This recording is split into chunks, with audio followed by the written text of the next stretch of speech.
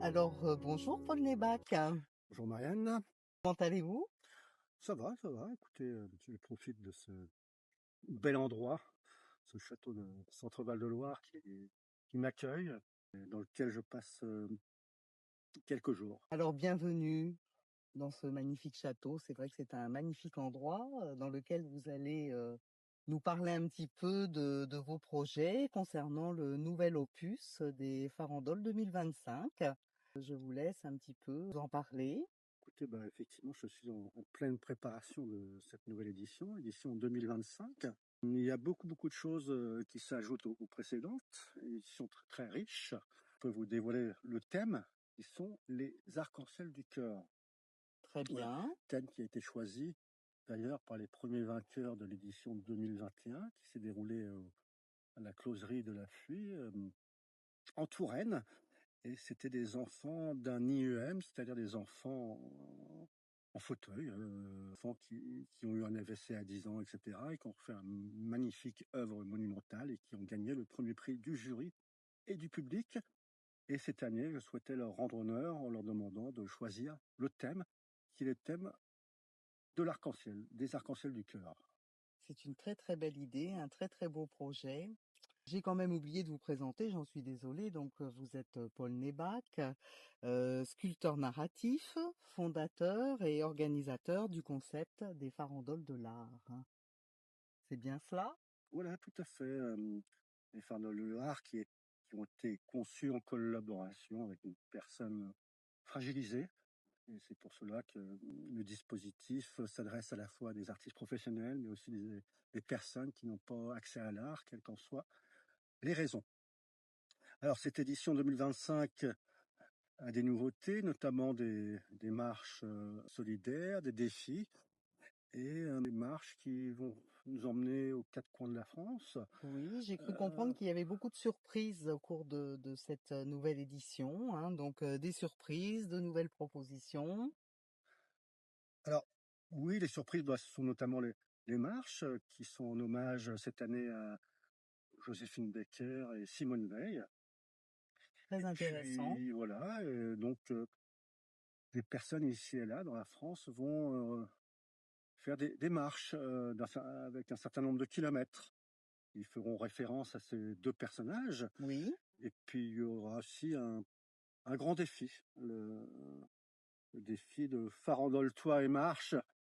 Ce sera un jeu où on devrait tous bien s'amuser, mais je ne vais pas tout vous Bien dévoiler sûr, pas tout aujourd'hui. dévoiler aujourd'hui. En revanche, pourquoi avez-vous choisi Joséphine Baker et Simone Veil? Quel a été votre fil conducteur entre ces deux personnages célèbres? Alors, Joséphine Baker et Simone Veil, bon, deux femmes qui ont un parcours exceptionnel et dont les valeurs, qui sont très larges, que ce soit la famille, la résistance, la résilience, l'art, la création, l'audace, font écho aux valeurs des farandoles de l'art. Et cette année, l'objectif des farandoles est de devenir et de suggérer au gouvernement d'en faire une journée nationale, artistique et solidaire. Donc, Ah oui, c'est donc un gros projet, effectivement, de grande envergure. Et votre objectif, si je comprends bien, serait que cet événement ait lieu un petit peu tout autour de la France. tout à fait, pour des raisons précises et particulières, suggérer au gouvernement de mettre en place cette journée, il y aura tout un ensemble de démarches, d'actions, notamment une suggestion en ligne. Cette fois-ci, je ne vais pas trop en dire, ça sera peut-être pour Bien une sûr, à prochaine rencontre. découvrir ou une prochaine rencontre, ou alors à découvrir, les personnes qui seraient intéressées pourraient éventuellement s'adresser à vous pour obtenir davantage d'informations. Tout à fait à moi, puis aux associations qui me soutiennent, qui sont au nombre de 3.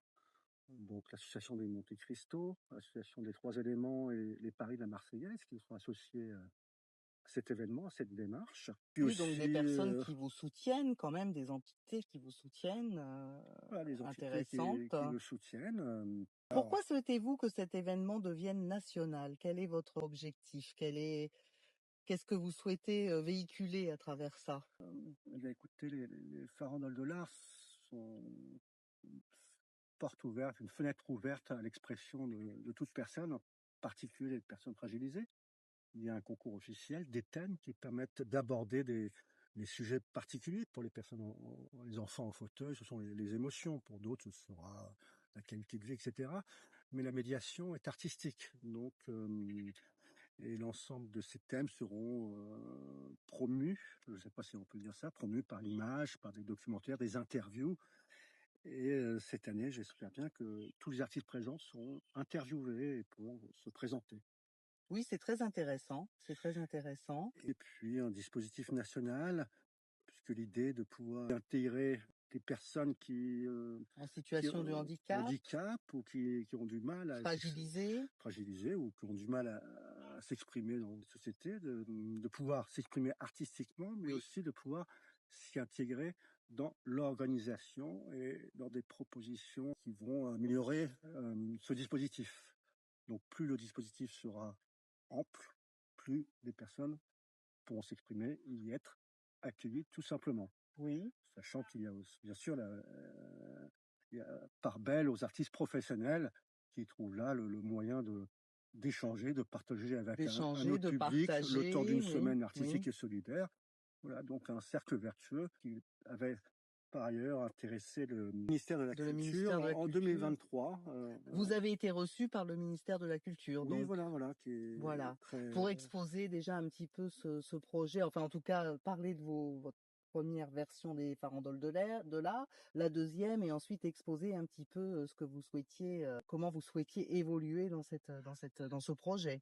non seulement pour l'exposer, mais aussi pour le mettre en place le plus rapidement possible avec des partenaires qui y sont associés, comme la Maison des Artistes, Naïs France, Pierre Fontaine, les galeries, plein de gens qui suivent ce concept. Donc, Oui, oui, c'est un dispositif qui intéresse quand même finalement des organismes. qui intéresse le plus grand nombre, parce que ce sont des échanges entre les personnes, Oui, voilà, et qui peuvent être à la fois être au bénéfice des artistes professionnels qui vont trouver des nouveaux ateliers à réaliser, pouvoir aussi exprimer leur sensibilité envers leur prochain.